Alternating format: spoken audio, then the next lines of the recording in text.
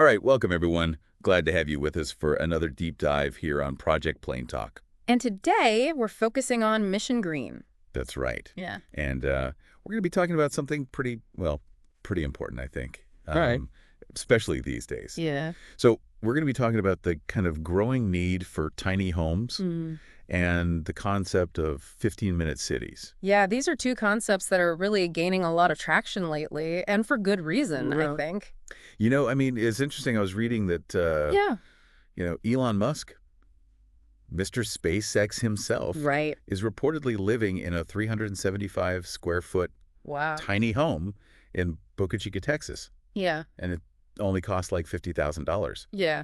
So That's a pretty stark contrast to Oh. the image we have of him, right? I know, Yeah. with all those billions of dollars, What's he doing? if that's some sort of training for his Mars program, or if he's really ready. Embracing a more minimalist Right. kind of lifestyle Yeah, I mean he's in light of climate change. sitting ready to go to Mars. Yeah, exactly. You've got to adapt, to I learn think. to live in a small space, right? Smaller spaces for sure. And it kind of brings up the question, climate change is a big issue. Absolutely. And it's affecting all of us. Yeah. The scientific consensus is that we're basically using up the Earth's resources at a rate that would require 1.75 Earths to sustain the current population. Right. It's like we're living on credit, Yeah. and the bill is coming due. Yeah. And to add to that, the global population is projected to reach 9.5 billion by 2050. Yeah, I read that the Earth's carrying capacity is only like 9 billion people. That's a sobering thought. So we're rapidly approaching that limit. Definitely. And a lot of that population growth is happening in urban areas. That's right. Cities with populations over 10 million. Yeah. Wow. I mean, it's just crazy to think about the pressure that puts on resources. Providing housing, water, sanitation, food, jobs, security, you name it. Not to mention, potential disease outbreaks in overcrowded conditions. Exactly. Our sources highlight that as a real concern. Yeah, I mean, it's a lot to think about. Absolutely. And it's not like we're seeing a decrease in emissions. The UNP's emissions gap report from 2021 showed that global carbon dioxide emissions actually bounced back after a brief dip during the COVID-19 pandemic. Yeah, the concentration of greenhouse gases in the atmosphere is still climbing. Right. So it's really highlighting the urgency of the situation. Which is why the report emphasizes the need for durable, climate-friendly housing as part of a sustainable energy transition. Exactly. It's not just about the energy we use to power our homes, but also the homes themselves. Right. They have a big impact. Absolutely. Now, one area that's particularly noteworthy is the energy consumption of homes, particularly in North America and especially in colder regions. Yes, and a big chunk of that energy use comes from heating our homes, which often relies on fossil fuels. It's interesting because I was reading that homes in the U.S. and Canada actually use twice as much energy as comparable homes in Europe. Wow. Energy vampires, they call them? That's crazy, right? That's a lot of wasted energy. It is. And it translates to higher costs for homeowners. Well, and it's not just a cost issue. I was reading about these studies that show that people in low-income neighborhoods sometimes have to forego necessities like food and medicine just to pay their energy bills. That's heartbreaking. It is. It really highlights the burden that high energy costs place on vulnerable populations. Absolutely. And, despite all the talk about climate change, a lot of homes still rely on those older, less efficient furnaces that burn natural gas, oil, or even coal. Yeah, the transition to cleaner heating technologies has been slow in the residential sector. And the impact is significant, right? Residential energy use in the U.S. alone accounts for something like 20% of the nation's total greenhouse gas emissions. That's huge. And there's also a pretty big disparity in carbon footprints, with wealthier Americans who tend to live in bigger houses having a per capita footprint that's about 25% higher than lower income folks. So we're not just talking about high energy use, but also an unequal contribution to the problem. Exactly. And to really address this, we need a two-pronged approach. Cleaner energy grids and electrifying our homes. That makes sense. But there's this, this trend. What's that? As people become more affluent, they often want bigger homes, which unfortunately means more greenhouse gas emissions.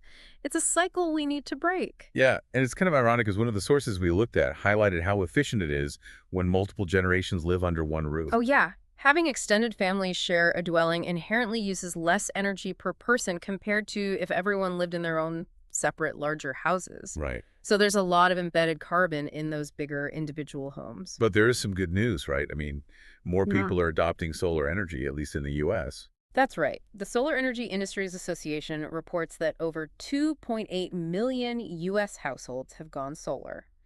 And as the cost of solar panels continues to fall, it's becoming a more accessible option for many. Which is great. And of course, it's not just about generating cleaner energy, it's also about using less energy in the first place. Absolutely. Energy efficiency in home construction is so important.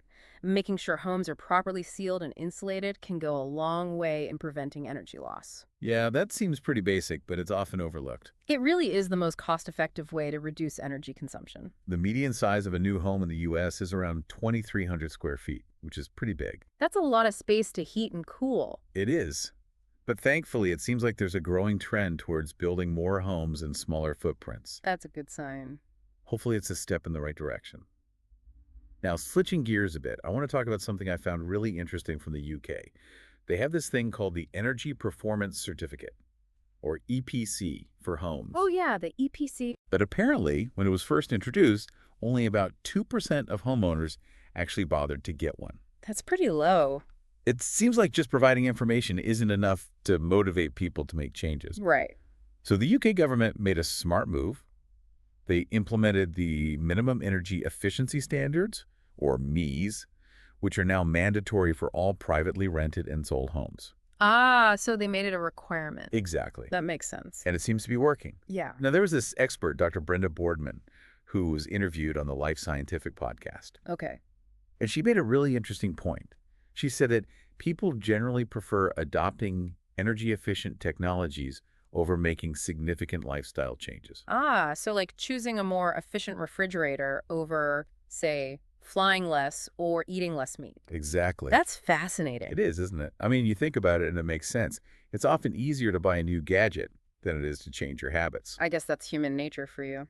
Right. But the sources also emphasize that when those who are better off, more affluent, adopt energy-efficient practices and reduce their consumption of non-essentials, it actually benefits everyone. Right. It's good for the planet, of course, but it also helps future generations and those who are currently disadvantaged. Exactly. Now, there's a great example of how policy can drive technological change in the UK.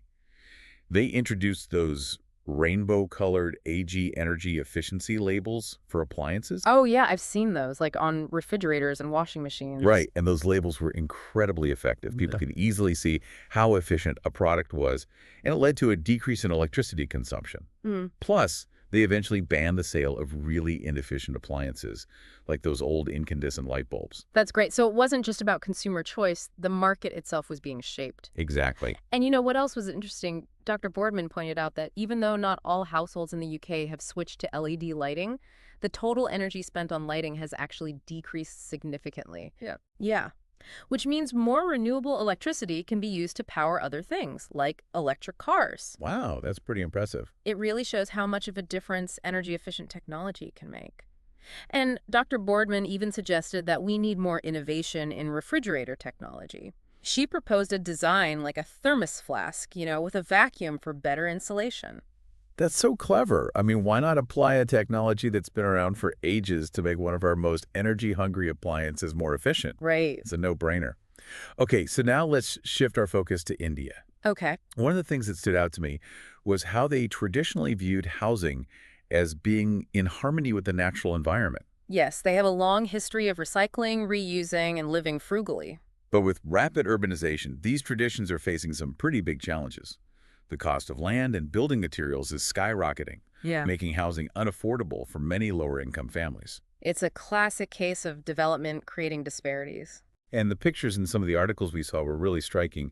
These grand homes and apartment buildings existing alongside slums in cities and mud huts in villages. It's a visual representation of inequality. It is. But on a more positive note, it seems like the Indian government is really pushing for the development of green buildings and net zero energy homes that are also affordable. That's good to hear. Yeah, they're looking at solar energy, energy-efficient heating and cooling systems, waste and water recycling, and rainwater harvesting, all incorporated into new housing projects.